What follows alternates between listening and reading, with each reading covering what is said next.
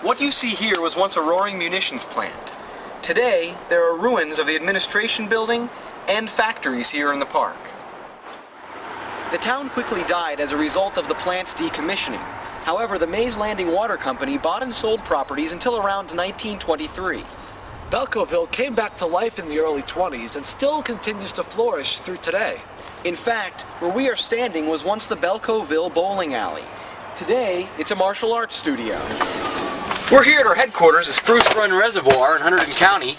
We're getting ready for another exciting adventure through New Jersey's history.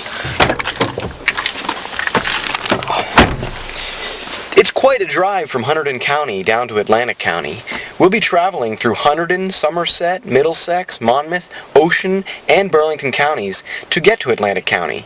But it's not boring. After all, we're in New Jersey. That's right, Lucy the elephant. She is as big as a house because she was originally built as a house, a very unique house.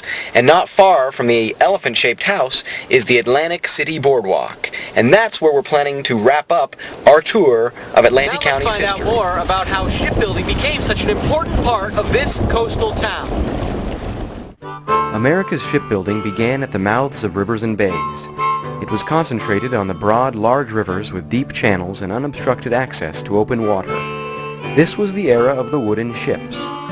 Early shipbuilding was crude. Planking was sawn by hand, then shaped and fitted with broad axe and plane. The work was slow and arduous. American ships were noted for their cost. They were inexpensive to build. And New Jersey's shore communities had all the prerequisites for successful shipbuilding. South Jersey shipyards were plentiful and busy.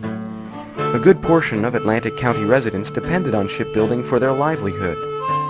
By the first half of the 19th century, there were shipyards in Absecon, Bargaintown, Port Republic, and Mays Landing. Shipyards were also in Bakersville, known today as Northfield, and Leedsville, now known as Linwood. Mays Landing became the center of shipbuilding in Atlantic County.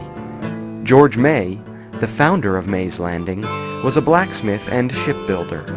In the mid-18th century, he had opened a store supplying vessels putting into Great Egg Harbor. It was then that Mays Landing reached the height of its shipbuilding.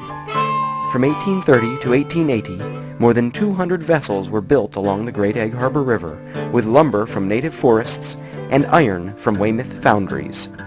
Half of them were produced at Mays Landing. But as time passed, wood shipbuilding began to disappear due to the lack of suitable timber. Iron was then substituted for hull construction.